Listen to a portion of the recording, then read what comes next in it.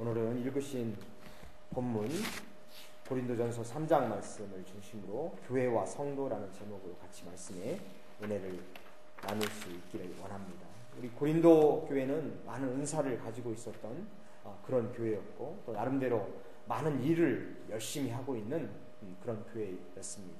능력도 있었고 또 은혜도 있었던, 그래서 사람들이 많이 활동을 하고 많은 하나님의 사역을 감당했던 교회가 바로 고린도 교회입니다. 그러나 그들에게 있어서 지금 바울 사도는 몇 가지 부족한 것에 대해서 지금 지적을 하고 있습니다.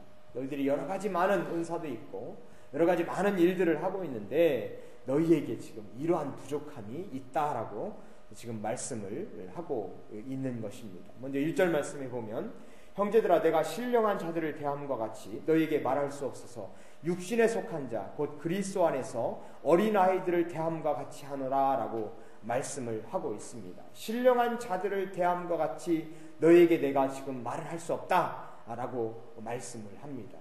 우리가 학생들을 가르칠 때 어른들을 가르치는 거하고 아이들을 가르치는 거하고 대상이 달라지면 가르치는 스타일도 달라지게 됩니다. 사용하는 용어도 달라지고 또 쉽게 설명하려고 노력하고 적절한 어떤 비유를 들어서 설명을 하려고 합니다. 지금 바울 사도는 지금 고린도 교회를 향해서 너희들이 성숙한 믿음을 가지고 있지 못하다, 그래서 육신에 속한 자다라고 지금 이야기를 하고 있는 것이죠. 어떻게 보면 굉장한 질타일 수밖에 없습니다. 너는 아직 신앙이 지금 성숙하지 못하다라고 이야기를 하고 있는 겁니다. 너는 신령하지 못하다, 영적으로 영글질 못했다, 성숙되지 못했다라고 지금 말씀을 하고 있습니다. 그래서 내가 너희들한테 말을 할 때 어린아이들을 대함과 같이 한다. 누군가 나에게 이런 말을 한다면 이 말을 듣고 화를 내지 않을 사람이 아마 하나도 없을 겁니다. 당신은 좀 성숙되지 못하셨군요. 이런 말을 하면 누가 그 말을 듣고 좋아할 사람이 누가 있겠습니까? 그러나 바울 사도는 지금 그렇게 고린도 교회를 향해서 이런 말씀을 하고 있습니다. 2절에도 보면, 내가 너희를 젖으로 먹이고 밥으로 아니하였으니 이는 너희가 감당치 못하였음이거니와 지금도 못하리라. 내가 젖이나 먹였지 딱딱한 밥을 너희들에게 먹이질 못하겠다라고 지금 말씀을 합니다. 왜? 딱딱한 밥을 먹이면 너희가 그것을 소화를 시키지 못하기 때문에 내가 젖으로 연한 음식으로 너희들을 지금 줄 수밖에 없다라고 지금 말씀을 하고 있습니다. 교회에서 우리가 생각할 때 교회와 성도, 제목을 제가 이걸 달면서 교회와 성도가 뭐가 다른가 생각을 잠시 해봤습니다. 원래 교회의 정의는 부름받은, 하나님께서 부르신 자들이 모여있는 곳이 바로 교회입니다. 우리가 생각하고 있는 하나의 빌딩의 개념이 아니라 하나님께서 불러주셔서 구원받은 무리가 모여있는 곳, 바로 그것이 교회인 것이죠. 그럼 성도는 뭡니까? 모여있는 사람들이 성도인 거죠. 결국 교회와 성도는 같은 의미입니다. 그러나 우리가 지금 여기서 얘기할 때 교회와 성도를 좀 다르게 우리는 생각해 보려고 합니다. 성도라고 하는 것은 말 그대로 구원받은 자들이, 거룩한 무리들입니다.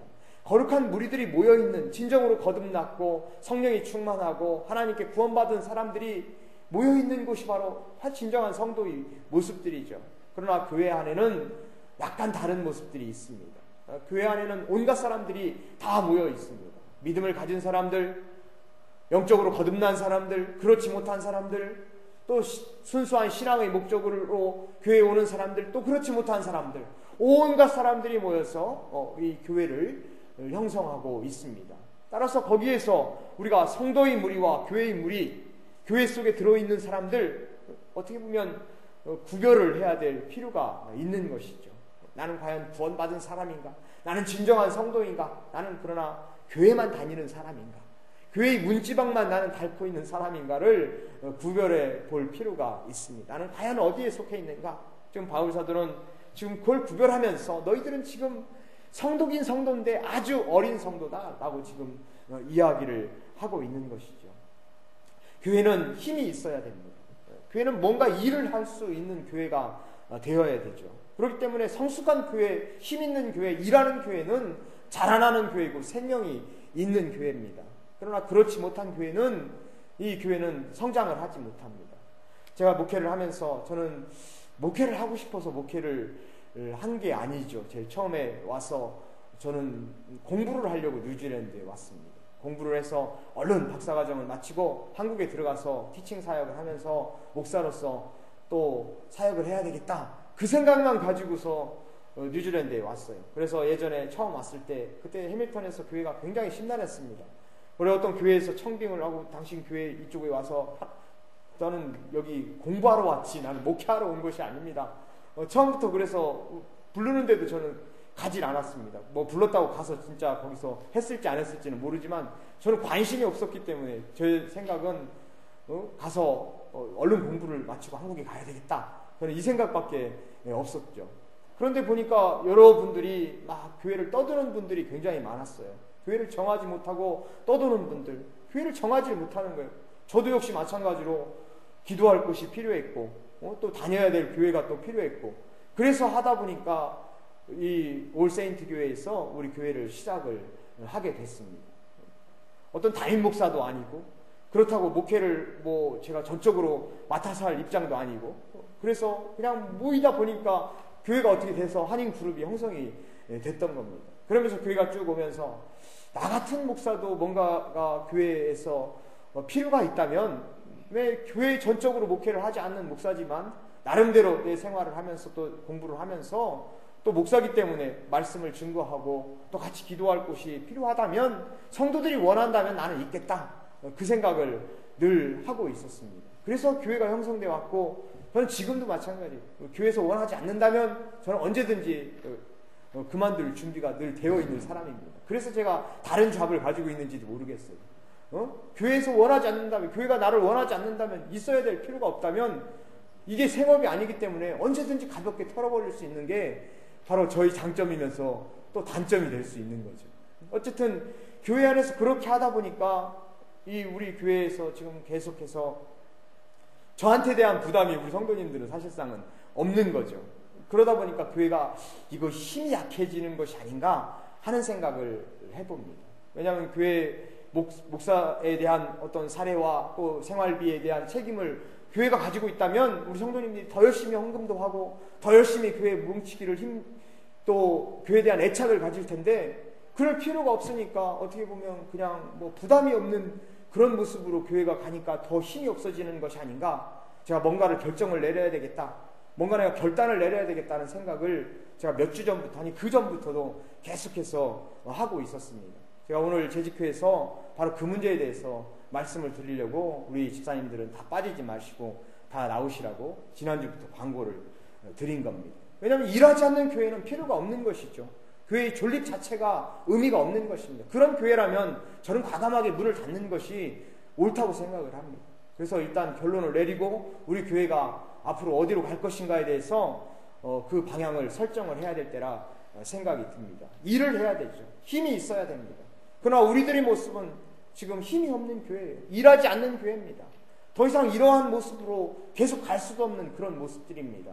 우리가 결단하지 않으면 우리는 이 교회의 존립 자체가 의미가 없는 것입니다.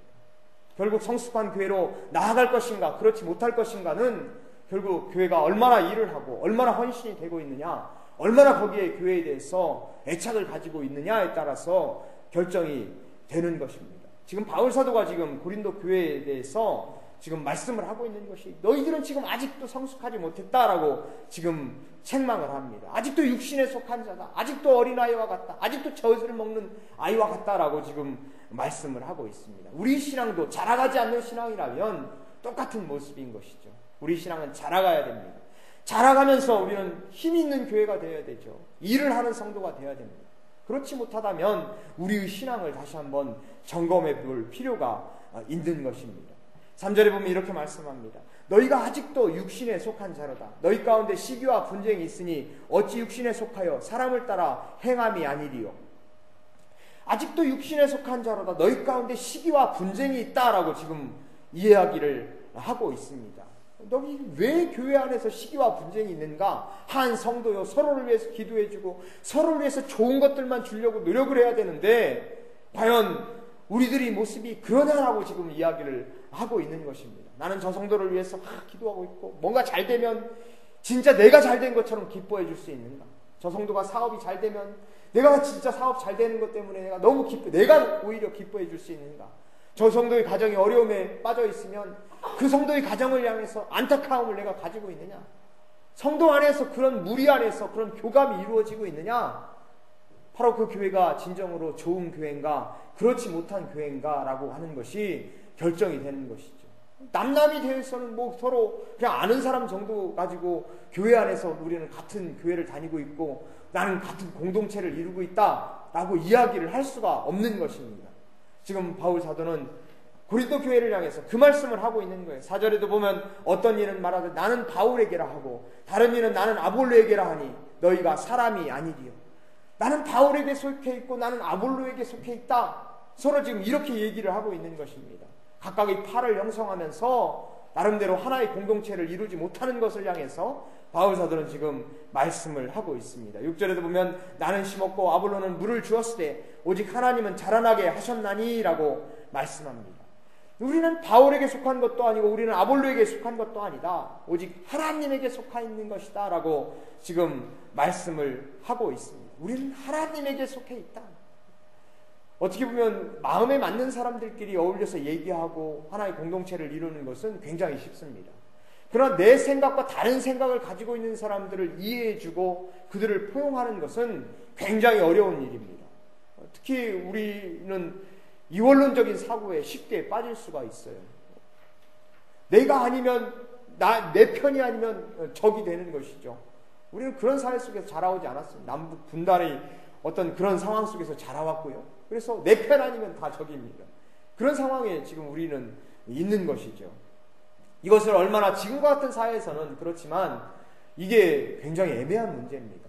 내 편이 아니면 다 적인가? 그렇지 않죠. 네가 살아야 내가 산다는 것이죠. 얼마 전 해밀턴에서 나오는 잡지 교민지 뉴스앤뉴스에서 그 칼럼 하나 읽어보신 분들 있을 건데 제가 그 칼럼에 제가 늘 생각했던 얘기를 거기다 쓴 거예요. 지금은 네가 있어야 내가 사는 것이죠. 네가 잘 돼야 내가 잘 되는 것입니다. 서로 이겨가지고 경쟁해서 나만 잘 되면 된다는 것이 아니라 우리 옆에 있는 사람이 사업도 잘 되고 좋은 직장에서도 건강하게 또 거기서 잘 생활하고 있고 또 여러 가지 행복한 삶을 살고 있으면 결국 그 사람을 통해서 또 내가 살 수 있다는 것이죠. 이제는 우리 마인드가 내 생각과 다르면 적이 아니라 그 사람이 상대가 가지고 있는 생각의 장점을 나의 장점으로 그걸 소화시킬 수 있는 포용력이 필요합니다. 이 포용력이 필요하지 않으면 우리는 늘 언제나 분리돼서 살아갈 수밖에 없어요. 하나의 조그마한 그룹 속에 우리는 계속 나눠져야만 됩니다. 부부간에도 마음의 통일이 안 되는데 어찌 남하고 나하고가 이 통일이 될 수가 있겠습니까? 마음이 같을 수가 있겠어요. 한 부부 같은 이불 접고 다는 남편과 부인 사이에서도 마음이 일치가 안 되는데 이건 불가능한 일입니다. 불가능한 일이지만 부부는 그 끈이 있어요. 한 가족이라는 끈 안에서 서로 마음이 달라도 서로 상대를 어떤 때는 미워하는 마음이 있을지라도 한 공동체로서 서로 역할이 있기 때문에 서로 의지하며 살아가는 것이죠. 이게 조금 확장돼 가면 하나의 사회가 되는 것이고 더 확장되어 가면 나라가 되는 것이고 지금은 전 세계 경제가 하나의 공동체 안에 있지 않습니까? 나라와 나라도 역시 마찬가지인 거죠. 네가 잘못돼서 내가 득을 얻는 것이 아니라 얘가 잘 돼야 내가 잘 되는 거예요. 이 경제 위기 속에서 이 경제 전문가들이 아이디어를 자꾸 내잖아요. 뭐냐면은 못 사는 나라들을 이제 키우자 이거예요. 그들 경제를 잘 키워가지고 시장을 만들자 이거죠. 가가지고 팔자 이거예요. 거기 가서. 그러면은 우리가 가지고 있는 넘쳐나는 생산품들에 대해서 경제가 돌아갈 것이 아니냐 이런 마인드를 가진단 말이죠. 물론 얼마까지 갈 것인가에 대해서는 참 의문이 제기가 되지만 못 사는 나라 이제 잘 살게 만들어주자 이거예요. 그래야지 우리도 잘 사는 것이니까. 그 마인드는 거기까지는 좋습니다. 어쨌든 우리가 가지는 생각도 마찬가지죠. 옆에 있는 사람이 잘 돼야 내가 잘 되는 거예요. 옆에 있는 사람이 자꾸 성공을 해야 내가 그 안에서 그의 성공의 비결도 알 수 있고 그의 비법도 배울 수 있고 서로 뭔가가 이루어질 수 있는 겁니다. 요즘은 좋은 세상이죠. 유튜브에 올라가 보면 온갖 정보가 다 올라와 있습니다.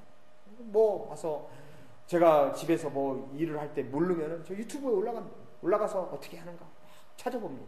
그럼 필요한 정보들을 거기서 거의 다 얻을 수 있어요.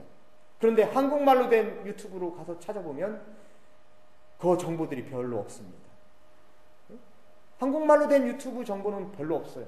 자기 자랑하는 것만 있어요. 우리 거 사가라. 이런 건 많아요. 그러나 어떤 거에 대해서 기술을 가르쳐주는 그런 유튜브는 한국말로 된 건 거의 없습니다. 왜 그렇습니까? 우리 한국인 마인드가 그런 거예요. 비법. 이건 내 거니까. 너한테 가르쳐주면 절대로 안 돼. 근데 외국인들은 어떻습니까? 그걸 공개해버리는 거예요. 공개해버리며 같이 기술을 나누는 겁니다. 왜? 그러면 더 좋은 기술이 나오니까. 우리는 그렇지 않습니다. 이건 나만 알아야지.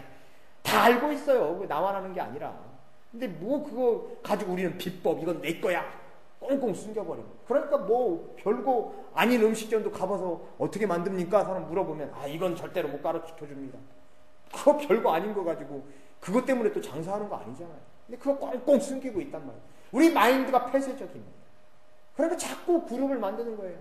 교회가 어느 정도 규모가 커지면 또 그룹을 만드는 그 안에서. 그래서 자기들끼리 뭔가를 하려고 합니다. 그거 가지고는 이제는 안 된단 말이죠. 우리 마음을 좀 오픈시킬 필요가 있습니다. 네가 잘 돼야 내가 잘 된다 생각을 가질 필요가 있는 것이죠. 지금 바울 사도는 이 그룹 안에서 폐쇄적인 모습으로 가고 있는 사람들을 향해서 이제 너는 아볼로에게 속한 것도 아니고 너는 바울에게 속한 것도 아니라 이제 우리는 하나님의 백성이다 라고 하는 것을 강조합니다. 하나의 공동체를 강조하고 있습니다. 네가 살아야 내가 살고 내가 살아야 네가 산다 라고 하는 생각을 가지고 있는 것입니다.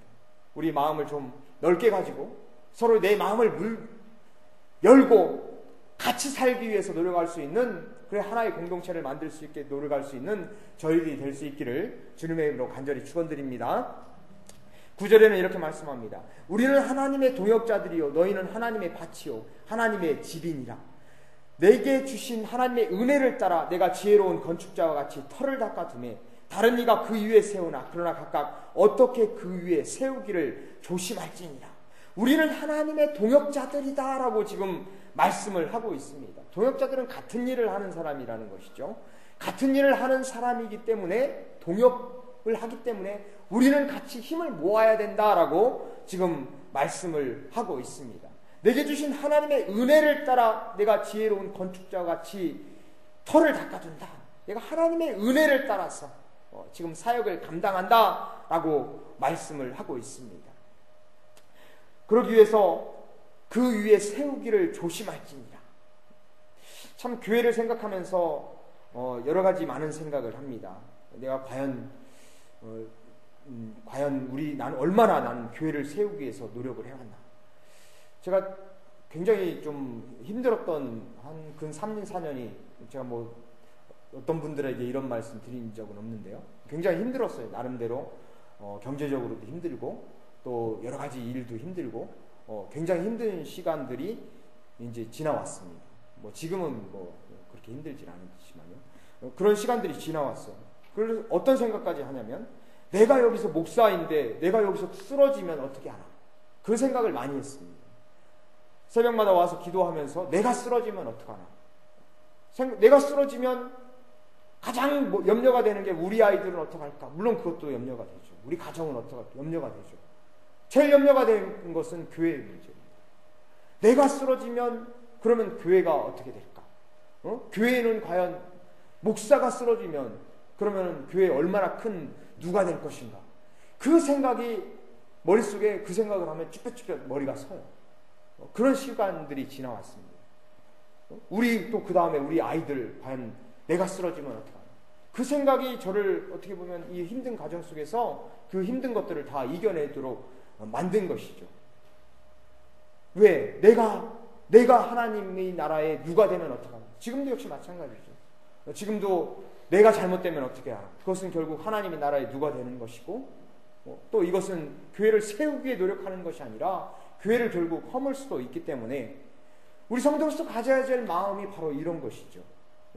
내가 잘못되면 어떡하나? 내가 교회에 누가 되면 어떡하나? 이런 마인드를 우리는 가져야 됩니다. 믿는 사람으로서. 내 가정도 물론 중요하죠. 그러나 믿는 사람으로서 내가 믿는다고 사람들한테 공헌한 사람이고 집사로서 또 목사로서 살아가고 있는데 이 집사의 가정이 무너지면 어떻게 하나? 그건 결국 하나님께 큰 누가 되는 것이고 하나님 이름에 먹칠을 하는 것인데 그것이 결국 나를 살아가게 만들고 나에게 힘을 주게 만드는 것이죠. 하나님, 목사인 내가 쓰러지면 어떡합니까? 힘을 주세요. 기도의 내용입니다. 우리 집사님들은 집사인 내가 쓰러지면 어떡합니까? 우리 가정에 힘을 주시고 우리 가정에 하나님 능력을 주세요. 기도의 내용이 바로 첫 번째 기도의 내용이 바로 이 기도의 내용인 것이죠. 우리가 하나님 나라를 세우기 위해서 노력하는 사람으로서 이제 우리 가장 중요한 것은 내가 교회에 누가 되지 아니하도록 힘을 다하는 것입니다. 힘을 다해서 교회를 세우기 위해 노력하지 않는 것, 이것은 결국 또 교회에 누가 되는 것이고, 내가 무슨 잘못을 하는 것, 그건 또 교회에 누가 되는 것입니다. 하나님 나라를 같이 가러가는 동역자들로서 늘 언제나 우리가 하나님 나라를 세우기에 늘 조심할 수 있는, 그래서 하나님 나라를 건강한 모습으로 또 내 자신의 힘을 더해서 세워갈 수 있는 우리가 될 수 있기를 바랍니다. 네 번째는 12절에 보면 이렇게 말씀합니다. 만일 누구든지 금이나 은이나 보석이나 나무나 풀이나 집으로 이 터 위에 세우면 각각 공력이 나타날 터인데 그날이 공력을 밝히리니 이는 불로 나타내고 그 불이 각 사람의 공력이 어떠한 것을 실험할 것임이니라 라고 말씀을 하고 있습니다. 그날에 공력이 밝히리니 라고 말씀합니다. 금이나 은이나 보석이나 나무나 풀이나 집으로 이 터 위에 세우면 우리가 뭔가를 세우고 있다고 말을 합니다. 나는 무언가 하고 있다고 말을 하고 있어요. 나는 하나님 나라를 위해서 나는 무엇인가 하고 있다. 나는 애쓰고 있다. 얘기할 수 있습니다. 또 나름대로 여러 가지로 그걸 또 세울 수가 있습니다. 그런데 문제는 그날의 공력이 밝히니 불로 나타내고 그 불이 각 사람의 공력이었다는 것을 실험할 것이니라. 내가 사람들의 눈은 피할 수 있단 말이죠. 내가 뭔가 하고 있는 것처럼 우리는 보일 수가 있습니다. 그렇지만 하나님의 눈은 결코 피할 수가 없는 것이죠. 하나님은 그날에 그 사람이 과연 노력한 것이 진짜인가 가짜인가를 밝힐 것이다 라고 지금 말씀을 하고 있습니다. 사람에게 잘 보이는 것 중요하죠. 사람의 눈을 의식하는 것 중요합니다. 대부분의 사람들은 사람의 눈을 의식할 수밖에 없는 것이죠. 그러나 우리에게 더 중요한 것은 하나님의 눈을 의식하는 것, 이게 바로 코람데우 정신이다 이렇게 얘기합니다. 하나님 앞에서 살아가는 것처럼 살아가는 것. 그날에 그것을 실험할 것이다 라고 말씀을 하고 있습니다. 내가 여러 가지 모습으로 하나님 나라를 위해서 애쓸 수 있어요. 그러나 그것이 진정으로 하나님 나라를 위한 것인가 아니면 내 자신을 위한 것인가, 그냥 사람의 눈들을 그냥 즐겁게 하기 위해서, 눈에 보이기 위해서 내가 지금 하는 척 하는 것인가, 그것이 지금 결정된다는 것이죠. 우리 아이들의 방을 가끔가다 하루에 한 번씩은 이렇게 들어가 봅니다. 애들이 그러면 앉아가지고 뭘 해요. 뭘 하는데 제 마음속에서는 뭐 공부하는 척을 하는 것인지 진짜 열심히 공부하는 것인지 아빠로서 그거를 잘 확인할 길이 없습니다. 앉아있긴 앉아있어 뭔가를 합니다. 딱 들어가 보면 믿어주는 거죠. 아, 열심히 공부하고 있구나. 믿으면 제 마음이 편하니까, 기쁘니까. 근데 얘네들이 진정으로 그 앞에 앉아서 뭔가를 하려고 노력을 하고 있는가 아니면 척을 하는가 알지 못합니다. 마지막으로 알 수 있는 방법이 있죠. 학교 스쿨 리포트를 받아보는 것이죠. 그 안에 보면 아, 얘들이 여태까지 척을 했구나 아니면 얘네들이 진짜 열심히 공부를 했구나 결정이 나는 것이죠. 그것은 결국 내 자신이 얼마나 실력이 쌓이느냐 안 쌓이느냐는 내가 척을 하고 있는지 아니면 진짜 열심히 공부를 했는지 거기에서 결정이 나는 것처럼 하나님께서 마지막 날에 그걸 시험할 것이다 라고 말씀을 하고 있습니다. 우리가 하나님 나라를 위해서 같이 길을 걸어가고 있는 한 성도로서, 한 교회 멤버로서 우리는 과연 얼마나 하나님 나라를 의식하면서 또 하나님 나라에 나의 귀한 것들을 쌓기 위해서 노력하면서 살아가고 있는지 우리 자신들을 다시 한번 돌아볼 수 있는 귀한 시간이 되실 수 있기를 바랍니다. 결론을 내리겠습니다. 우리 성도의 신앙은 자라야 됩니다. 자라기 위해서 우리는 일을 해야 돼요. 능력 있는 성도로서의 모습을 가질 수 있기를 원합니다. 더 나아가서 우리는 능력 있는 교회로서의 모습을 가질 수 있기를 원합니다. 두 번째, 교회 안에서 하나의 공동체성을 회복하는 것이 너무너무 중요합니다. 하나의 가족으로서 서로 아파하고 같이 나누고 서로 내 교감을 나눌 수 있는 그런 공동체가 이루어질 수 있기를 바랍니다.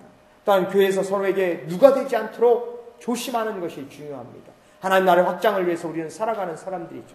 이를 위해서 내가 누가 된다면 내 자신을 절제하고 자제할 수 있는 그런 마음의 조종이 우리에게 필요합니다. 네 번째로 우리가 행하는 모든 것들은 마지막 날에 드러난다라고 말씀을 하고 있습니다. 그 드러날 하나님의 심판대 앞에 우리는 서야 될 대상들인 것이죠. 늘 언제나 하나님을 의식하면서 살아갈 수 있는 성도의 귀한 삶들이 되실 수 있기를 주님의 이름으로 간절히 축원드립니다. 기도하겠습니다. 사랑과 은혜가 충만하신 주님 감사합니다. 우리 부족한 저희들의 모습들이지만 그러나 부족한 저희들이 모여서 교회를 이루며 그 안에서 공동체를 이루어가며 하나님 나라를 우리는 건설하고 있는 사람들입니다. 그 안에서 여러 가지 많은 생각이 다를 수 있고 또한 여러 가지 여건들이 또 다를 수 있지만 그러나 하나의 공동체를 이루어가며 능력 있는 신앙이 자라가는 힘이 있는 그러한 교회로서 우리들의 모습을 보일 수 있기를 원합니다. 우리 성도의 삶으로서 내가 누가 되지 않게 하시고 하나님 나라를 세우는 데 힘을 다할 수 있는 저희들이 될 수 있도록 인도하여 주셔서 하나님께서 마지막 그날에 공력으로 불로 시험할 때 늘 언제나 우리가 가지고 있는 것들이 진짜로 참된 신앙의 모습으로 남을 수 있는, 그래서 하나님께 칭찬받는 성도의 삶이 될 수 있도록 인도하여 주옵소서. 감사드리며 우리 주 예수님 이름으로 기도 올리옵나이다.